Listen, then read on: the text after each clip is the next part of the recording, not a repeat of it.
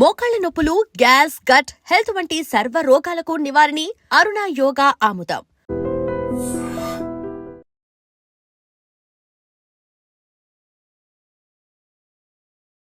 నమస్కారం, welcome to I dream. నేను మీ Jhansi. Parkinson's ఈ వ్యాధి గురించి మీరు ఎప్పుడైనా విన్నారా? తెలుగులో వణుకుడు వ్యాధి అంటూ ఉంటారు. మన నర్వ్ సెల్స్ ఏవైతే ఉన్నాయో అవి పనిచేయడం మందగిస్తూ ఉంటాయి. నర్వ్ సిస్టమ్ కూడా చాలా స్లోగా పనిచేస్తూ ఉంటుంది. మరి ఇది ఎందుకు వస్తుంది, ఏంటి అని పూర్తి వివరాలు తెలుసుకుందాం. ప్రస్తుతం మనం హెర్బలిస్ట్ ఇంకా ట్రెడిషనల్ హీలర్ బి ఆంజనేయులు గారి దగ్గర ఉన్నాము. ఈ విషయం గురించి అన్ని వివరాలు అడిగి తెలుసుకుందాం. నమస్తే సార్. నమస్కారం అమ్మా. సార్, అయితే అసలు ఈ వణుకుడు వ్యాధి అంటే ఏంటి, ఎవరెవరికి వచ్చే అవకాశం ఉంటుంది? ఎవరెవరికి అనేది మనం ప్రిడిక్ట్ చేయలేం కానమ్మా. వణుకుడు వ్యాధి అంటే దీన్ని పార్కిన్సన్స్ అని మీరు అన్నారు కదా. ఇందులో రెండు రకాలు ఉంటాయమ్మా. ఒకటి సెరిబ్రల్ ఉంది, ఫిజికల్, రెండు రకాలు ఉంటాయి. బ్రెయిన్కి వచ్చి దాన్ని అల్జిమర్స్ అని కూడా అంటారమ్మా. ఇది నర్వస్ సిస్టాన్ని ఇబ్బంది పెడుతుంది అనమాట. ఇది మెయిన్లీ ఆటో ఇమ్యూన్ ప్రాబ్లం అమ్మ. అంటే మనలోనే రెండు రకాల బ్యాక్టీరియా ఓవర్ ప్రొడ్యూస్ అయ్యి రెండు ఫైట్ చేసి చనిపోవడం కానీ, లేకపోతే ఇమ్యూనిటీ బ్యాక్టీరియాని ఏదైతే మనకి చెడు బ్యాక్టీరియా ఉందో అది చంపేయడం కానీ, దానివల్ల ఈ ప్రాబ్లం స్టార్ట్ అవుతుందమ్మా. నర్వస్ సిస్టంలో కోటింగ్ కూడా పాడవుతుంది దీనివల్ల. పాడవడం వల్ల ఏంటంటే నర్వస్ సిస్టంలో సిగ్నల్స్ అనేది బ్రెయిన్ నుంచి రావడం లేట్ అవుతుందమ్మా. ఆ విధంగా కూడా జరుగుతుంది. దీనికి యాక్చువల్గా ఏంటంటే మందులు ఇప్పుడు మోడర్న్ మెడిసిన్లో కూడా దాన్ని సబ్సైడ్ చేయడానికి తప్ప దీంట్లో పూర్తిగా తగ్గించే మందు లేదని వాళ్ళు చెప్తూ ఉంటారు. వాళ్ళే చెప్తారమ్మా, డాక్టర్సే చెప్తారు. అదే విధంగా మీరు గూగుల్లో కొట్టినా కూడా దాని గురించి పూర్తిగా తెలుస్తుందమ్మా. దీన్ని ఆయుర్వేదాలు అయితే వణుకుడు వ్యాధి అంటాం. ట్రెడిషనల్ మెడిసిన్లో అయితే ఉన్నాయమ్మా దీనికి మందులు. దాన్ని ఫర్దర్గా పెరగకుండా ఆపడానికి మందులు ఉంటాయి, ఉన్నదాన్ని కొంతవరకు వెనక్కి తీసుకోవడానికి కూడా మందులు ఉంటాయమ్మా. పూర్తిగా తగ్గడం అనేది చాలా తక్కువ మందికి. అంటే ఏజ్లో ఒక 25, 30, 35 ఆ ఏజ్లో వచ్చినాయి అనుకోండి, వాళ్ళకి తగ్గడానికి చాలా మంచి అవకాశం ఉందాం. అదే మీకు 60 అబోవ్ 70, 75 ఇలాగ వాళ్ళు ఉన్న అదర్ ప్రాబ్లమ్స్ని బట్టి కూడా డిపెండ్ అయ్యి ఉంటుందండి. ఇది సపోజ్ బీపీ ఉంది, షుగర్ ఉంది, కొలెస్ట్రాల్ ఉంది, థైరాయిడ్ ఉంది, పార్కిన్సన్స్ ఉందంటే అవి అన్నిటికి మందు ఇవ్వడం కష్టం అవుతుందమ్మా. ఎందుకు వస్తుంది సార్ ఈ వ్యాధి? ఎందుకు అంటే అదేనమ్మా, మన బాడీలో ఉన్న బ్యాక్టీరియాయే రెండు రకాల బ్యాక్టీరియా వల్ల వస్తుంది. అదర్వైజ్ మన ఇమ్యూనిటీని చంపేయడం వల్ల ప్రాబ్లం వస్తుంది. అందుకని ఆటో ఇమ్యూన్ డిసీజ్ అంటామమ్మా మనం. ఓకే, ఇది చిన్న పిల్లల్లో కానీ పెద్దవాళ్ళు కానీ ఎవరికి వస్తుంది ఎక్కువ? ఎక్కువ అంటే 35 నుంచే స్టార్ట్ అవుతుందమ్మా. సాధారణంగా యంగ్ పీపుల్కి చాలా తక్కువ వస్తుంది, 30, 35. మేజర్గా వచ్చేది ఏంటంటే అబోవ్ 50 చాలా ఎక్కువ పర్సంటేజ్ ఉంటుందమ్మా. ఎందుకంటే మనకి 45 సంవత్సరాల వయసు దాటిన కాడి నుంచి బాడీ వెనక్కి వెళ్తుంది కదమ్మా. ఎప్పుడైతే మీకు ఇమ్యూనిటీ తగ్గడం మొదలుపెట్టిందో, బాడీ యొక్క మజిల్ కానీ లేకపోతే ఎముకల్లో కానీ శక్తి తగ్గడం మొదలుపెట్టిందో, అప్పుడు చాలా తొందరగా మీకు ఈ ఆటో ఇమ్యూన్ ప్రాబ్లం అనేది ఫాస్ట్గా డెవలప్ అయిపోతుందమ్మా. అందుకే ఏం చేయాలంటే పూర్వకాలంలో ఈ న్యాచురల్గా దొరికే హెర్బ్స్ కానీ లేకపోతే ఒక సిద్ధమకర ధ్వజం అని బంగారు భస్మంతో తయారు చేసేవారమ్మా అప్పట్లో. బంగారు భస్మం అంటే బంగారాన్ని భస్మం కింద చేస్తారమ్మా, యాష్ కింద చేస్తారు. ఎంత అద్భుతమైన టెక్నాలజీ అంటే ఆయుర్వేదంలో అది. మీరు ఆ భస్మం నీళ్ళ మీద వెళ్తే తేలుతుందమ్మా. అంటే ఎంత చిన్న పార్టికల్స్ అయితే అది తేలుతుంది అనేది మీరు అర్థం చేసుకోండి. ఎందుకంటే మన కిడ్నీలో నెఫ్రాన్స్ అని ఫిల్టర్స్ ఉంటాయమ్మా. ఒక్కొక్క కిడ్నీలో 10 లక్షలు ఉంటాయి. అంత చిన్నవి ఉంటాయి అనమాట. ఆ చిన్న దాంట్లోంచి ఫిల్టర్ అయ్యి బయటకు వెళ్ళిపోయేట అంత చిన్నవి ఆయుర్వేదంలోనే సాధ్యం. అది ఇప్పుడు మోడర్న్ టెక్నాలజీలో కూడా చేసి వాడుతున్నారు. దీని మీద క్యాన్సర్స్ మీద వాడుతున్నారు యుఎస్లోనే. అదే అమెరికాలో వాడారు అనుకోండి, వాళ్ళు గొప్పవాళ్ళు అని చెప్తారు. ఇండియాలో వాడితే అది ఇండియాలో ఆయుర్వేదంలో కిడ్నీలు పాడు చేసేస్తున్నారని దాన్ని అలర్ చేస్తారు. అంటే వాళ్ళు చేస్తే సంసారం, మనం చేస్తే వ్యభిచారం. ఆ విధంగా ఉంటుందన్నమాట వాళ్ళు చెప్పేది. కానీ మనం పూర్వం నుంచి కొన్ని లక్షల సంవత్సరాలనే చెప్తానమ్మా, నేను వేలు కూడా కాదు. ఎప్పుడైతే మనకి ఈ ఫిజికల్ సైన్స్ అనేది, ప్రకృతి అనేది దాని మీద అవగాహన వచ్చిందో, ఆయుర్వేదం అనేది దేవతల ద్వారా వచ్చిందని చెప్తారు. ఆ దేవతలు చెప్పిందే ఈ ఆయుర్వేదం అమ్మ. ఆ విధంగా మనకి ఎప్పటి నుంచో ఉంది. ఇది ఇవాళ లేదు కొత్తగా. ఇవాళ వాళ్ళు రీసెర్చ్ చేసి కొత్తగా ఏదో మేము కనిపెట్టామని చెప్తారు. దానికన్నా గొప్ప సైన్స్ భారతదేశంలో ఎప్పుడో ఉందమ్మా, ఎప్పటి నుంచో ఉంది. అంచేత అప్పట్లో చాలా హ్యాపీగా తగ్గించేవారు. ఉమ్, అప్పుడు ఫుడ్ డిఫరెన్స్ అమ్మ, ఉమ్, మనం తినే ఆహారం కానీ మనం ఉండే జీవన విధానం, జీవన శైలి అని ఏదైతే ఉందో అవును. అది ఎంటైర్లీ డిఫరెన్స్ అమ్మ. ఉమ్, అప్పుడు ఆక్సిజన్ ఉండేది వాతావరణంలో, ఉమ్, భూమిలో శక్తి ఉండేది. ఫుడ్ అనేది మనకి సపోజ్ ఇప్పుడు మోడర్న్ సైన్స్ ఉందమ్మా, ఉమ్, బీట్రూట్లో విటమిన్ డి ఉంటుందంటారు, ఉమ్, పాలకూరలో ఉంటుందంటారు, ఉమ్, అవి తినమంటారు. ఉమ్, అసలు బీట్రూట్లోకి పాలకూరలోకి విటమిన్ డి రావాలంటే ఏముండాలి? భూమిలో ఉండాలి. అది ఉమ్, భూమిలో లేదు కదా, భూమిలో మనం పూర్తిగా పాడు చేస్తాం కదండి. అవును. అప్పుడు ఇందులోకి ఎలా వస్తుంది? ఉమ్, రాదు. ఆ విధమైన డెఫిషియన్సీలు మనకు రావడం వల్ల కూడా ఇలాంటి పార్కిన్సన్స్ లాంటి ఆటో ఇమ్యూన్ ప్రాబ్లమ్స్ ఎక్కువ ఉంటాయండి. ఉమ్, దీనికి రావడానికి కారణం ఏంటంటే, ఆటో ఇమ్యూన్ ప్రాబ్లం రావడానికి కారణం, మెయిన్ కారణం ఏంటంటేనమ్మా, ఉమ్. మనం 4 సార్లు భోజనం చేయటం. 4 సార్లు భోజనం చేయడం భోజనం వల్ల అంటే ఇప్పుడు 7 o'clock 8 9 టిఫిన్ చేస్తున్నాము, ఉమ్, 12 1 గంటలకు లంచ్ చేస్తున్నాం, ఉమ్, 3 4 మళ్ళీ 5 లోపల స్నాక్స్, ఏదో ఒకటి తింటూ రాత్రి మళ్ళీ భోజనం. ఉమ్, ఇన్నిసార్లు తినటం వల్ల ఏమవుతుందంటేనమ్మా, మన ఫిజికల్గా మన శరీరంలోకి యాసిడ్స్ పెరిగిపోతాయి. ఉమ్, ఆయుర్వేద శాస్త్రంలో ఒకసారి ఆహారం తీసుకున్నాక 8 గంటల లోపల మళ్ళీ తీసుకోకూడదు.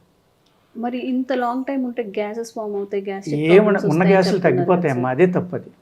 ఈ పుల్లటి తేన్పులు ఎక్కువ టైం ఏమీ తినకపోవడం కాదమ్మా, వల్ల ఎందుకు ఎక్కువసార్లు తినడం వల్ల వస్తాయమ్మా, ఎక్కువ సార్లు తినడం వల్ల వస్తాయి. ఎందుకు అంటే మీ body time to time release చేసేస్తూ ఉంటుంది. మీరు 7 12 1 లేకపోతే 4 5 మళ్ళీ 7 9 ఇలా అలవాటు చేస్తారు కదా, ఆ టైంకి యాసిడ్స్ రిలీజ్ అయిపోతూ ఉంటాయి అన్నమాట.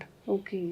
అలా కాకుండా మీరు పెర్ఫెక్ట్గా మీరు భోజనం చేసి 6 7 o'clock తిన్నారనుకోండి, మార్నింగ్ బ్రేక్ఫాస్ట్, ఈవినింగ్ మీరు 4కి ఎప్పుడు ఫుల్ లంచ్ కావాల్సినంత తినేసి మీరు మళ్ళీ మన్నాడు మార్నింగ్ దాకా ఏమీ తినలేదు అనుకోండి, ఒబెసిటీ ఉండదమ్మా.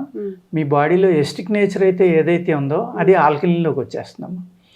ఎప్పుడైతే మీ శరీరం ఆల్కలిన్ నేచర్లోకి వచ్చిందో, pH లెవెల్స్ సరైపోయినాయో, ఆటో ఇమ్యూన్ ప్రాబ్లం అనేది ఈ బాడీలోకి రానే రాదండి. ఇప్పుడు మీరు ఏదైతే పార్కిన్సన్స్ అని అడుగుతున్నారో, వణుకుడు వ్యాధి, ఇటువంటి వ్యాధులు ఇది ఆటో ఇమ్యూన్లో ఇది ఒకటే కాదమ్మా. క్యాన్సర్ ఆటో ఇమ్యూన్లోకి వస్తుంది, rheumatoid arthritis, osteoporosis, Hashimoto thyroid, ఇలాగ అనేక రకాల ఆటో ఇమ్యూన్ డిసీజులు ఉన్నాయమ్మా. ఈవెన్ IBS కూడా ఆటో ఇమ్యూన్. ఇర్రిటబుల్ బౌల్ సిండ్రోమ్ అంటారు కదా, భయంకరంగా మోషన్స్ అయ్యాయి ఇబ్బంది పడుతూ ఉంటారు, ఇవన్నీ కూడా ఆటో ఇమ్యూన్ ప్రాబ్లంలో అయ్యాయి. ఈ ఆటో ఇమ్యూన్ అనేది ఎందుకు వచ్చిందమ్మా, మనం తిన్న ఆహారం అరగకుండానే మళ్ళీ ఇంకోసారి తినేస్తున్నాం. ఈ తిన్న ఆహారాన్ని అరిగించడానికి ఆల్రెడీ మన బాడీలో ఉన్న ఆర్గాన్స్ కొన్ని యాసిడ్స్ని రిలీజ్ చేసినాయి.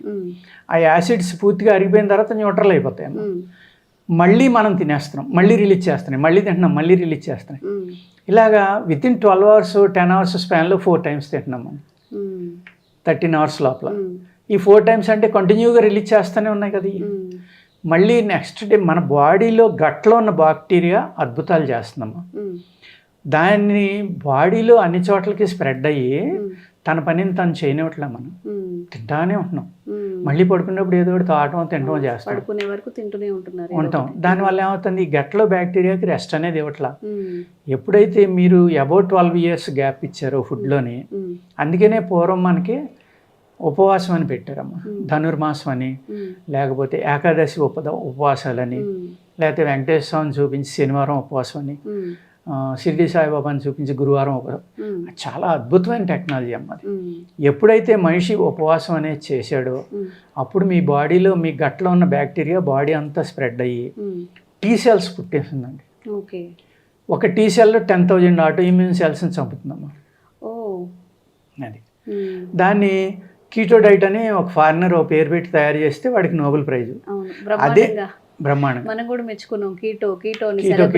అంటే మన ఉపవాసం యొక్క వాల్యూ తెలియకపోవటం వల్ల మనం కీటో అని గొంతులేస్తాం. మన ఉపవాసాన్ని వాళ్ళు బేస్గా తీసుకునే ఆ కీటో డైట్ తయారు చేసాడు అతను, అంతకు మించి ఏం కాదు. ఇలాంటి అన్ని మనయ్య అంటారని కొంతమంది వెక్కిరించవచ్చు, ఎవరైతే రివర్స్గా ఆలోచిస్తారో అటువంటి వాళ్ళు. కానీ అది నిజం. అది ఎస్, నేను అది 100% మాదే గొప్పదంటాను. నేను గర్వంగా చెప్తాను, నేను ఎవరు చెప్పిన నేను. ఎందుకంటే ఈ ఆయుర్వేద అనేది ప్రకృతిలో ఒక పార్ట్ అమ్మ, నేచర్లో ఒక భాగం. ఇది ఆ నేచర్లో ఉన్న వాటినే మనం మెడిసిన్గా వాడుకుంటున్నాం తప్ప అందులో ఎటువంటి కెమికల్స్ కానీ సింథటిక్ మెటీరియల్స్ కానీ ఇలాంటివి ఏమీ లేవు. కాబట్టి బయో ప్రోడక్ట్స్ అవన్నీ ప్రకృతి మనకి భగవంతుడు ప్రకృతి ద్వారా మనకిచ్చిన మెడిసినల్ ప్లాంట్స్ కానీ. అంటే నిజం చెప్పాలంటే ఆయుర్వేదంలో మెడిసిన్ కానీ ఏమీ లేదమ్మా. మనం తినే ఆహారం కూడా మెడిసినే. ఫుడ్ ఈజ్ మెడిసిన్ అంటారు కదా. అంతే కదమ్మా. ఆ మెడిసిన్ని మనం జాగ్రత్తగా తినకపోవడం వల్లే ఇన్ని రకాలైన ప్రాబ్లమ్స్ మనం కొని తెచ్చుకుంటున్నాం. ఏది ఆ ఆహారాన్ని టైం టు టైం మెడిసిన్లే కాకుండా కడుపు నింపుకోవడానికి ఒక టేస్ట్ల కోసం రకరకాలుగా ఫ్రిడ్జ్లో వచ్చాక సగం ఆరోగ్యాలు పాడైపోయినాయి అమ్మా. ఏ రోజుకి ఆ రోజు వండుకునేవారు, బయట పడేసేవారు మిగిలితే, లేకపోతే పని వాళ్ళకి ఇవ్వటం, ఎవరికో ఒకరికి లేని వాళ్ళకి పెట్టడం, ఏదో ఒకటి చేసేవారు. వారం రోజులు దాచేస్తున్నాం మనం ఫ్రిడ్జ్లో, వారం రోజులు ఇది తింటానే ఉన్నాం. అలాగే అదేవిధంగా ఆయుర్వేదంలో ఒక్కసారి వండిన పదార్థాన్ని మళ్ళీ వేడి చేస్తే విషంతో సమానమని ఉందమ్మా. అది మనం అన్నం కూడా ఫ్రిడ్జ్లో పెట్టుకుని వేడి చేసుకు తింటున్నాం. అప్పుడు ఏమవుతుందమ్మా, మనం తినేవన్నీ విషయాలే కదా. అదేవిధంగా ఆపోజిట్ ఫుడ్స్ అని ఉంటాయమ్మా, వ్యతిరేకంగా పనిచేసి అనమాట. సపోజ్ మీరు ఫిష్, ఎగ్, చికెను ఇలాంటివి తీసుకున్నప్పుడు పాలు ఎట్టి పరిస్థితుల్లో తాగకూడదు 4 hours దాకా, ముందర కానీ వెనకాల కానీ. మనం ఏం చేస్తున్నాం, కోడిగుడ్డు పాలు ఇస్తున్నాం పిల్లలకి, విషం ఇస్తున్నాం మనం. ఆయుర్వేద శాస్త్రంలో విరుద్ధాహారం అంటారు దాన్ని, ఎట్టి పరిస్థితుల్లో ఎలా చేయరమ్మా. ఫిష్ పాలు, కోడిగుడ్డు పాలు, చికెను పాలు, ఈ విషంతో సమానం. మటన్లో పర్లేదు, మళ్ళీ పెరుగు డిఫరెంట్ అమ్మా.